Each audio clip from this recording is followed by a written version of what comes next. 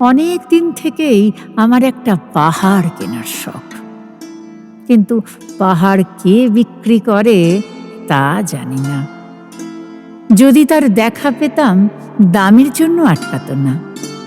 আমার নিজস্ব একটা নদী আছে, সেটা দিয়ে দিতাম পাহাড়টার বদলে। কে না জানে পাহাড়ের চেয়ে নদীর দামই বেশি।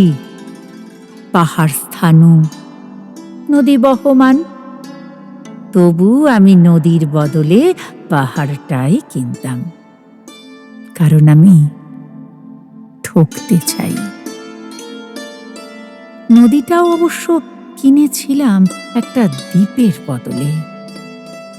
ছেলেবেলায় আমার বেশ ছোট্ট খাট্ট ছিমছাম একটা দ্বীপ ছিল, সেখানে অসংখ্য প্রজাপতি। শৈশবে দ্বীপটি ছিল আমার বড় প্রিয়। আমার যৌবনে দ্বীপটি আমার কাছে মাপে ছোট লাগলো। প্রবহমান ছিপছিপে তন্নি নদীটি বেশ পছন্দ হলো আমার। বন্ধুরা বলল, ওইটুকু একটা দ্বীপের বিনিময়ে এত বড় একটা নদী পেয়েছিস, খুব জিতেছিস তো মাইরি। তখন জয়ের আনন্দে আমি বিহ্বল হতাম। তখন সত্যি আমি ভালোবাসতাম নদীটিকে। নদী আমার অনেক প্রশ্নের উত্তর দিত, যেমন, বলতো আজ সন্ধেবেলা বৃষ্টি হবে কিনা? সে বলতো, আজ এখানে দক্ষিণ গরম হাওয়া, শুধু একটি ছোট্ট দ্বীপে বৃষ্টি। সে কি প্রবল বৃষ্টি, যেন একটা উৎসব। আমি সেই দ্বীপে আর যেতে পারি না।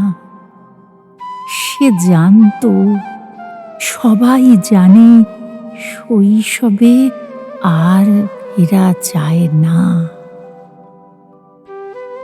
এখন আমি একটা পাহাড় কিনতে চাই। সেই পাহাড়ের পায়ের কাছে থাকবে গহন অরণ্য। আমি সেই অরণ্য পার হয়ে যাব। তারপর শুধু রুক্ষ কঠিন পাহাড়, একেবারে চূড়ায় মাথার খুব কাছে আকাশ, নিচে বিপুলা পৃথিবী, চরাচরে তীব্র নির্জনতা। আমার কণ্ঠস্বর সেখানে কেউ শুনতে পাবে না। আমি ঈশ্বর মানি না, তিনি আমার মাথার কাছে ঝুঁকে দাঁড়াবেন না। আমি শুধু 10 দিককে উদ্দেশ্য করে বলবো, প্রত্যেক মানুষই অহংকারী। এখানে আমি একা, এখানে আমার কোনো অহংকার নেই।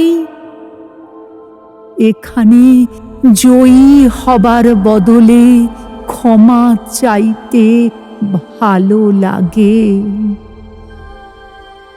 হে 10 দিক, আমি কোনো দোষ করিনি, আমাকে ক্ষমা করো।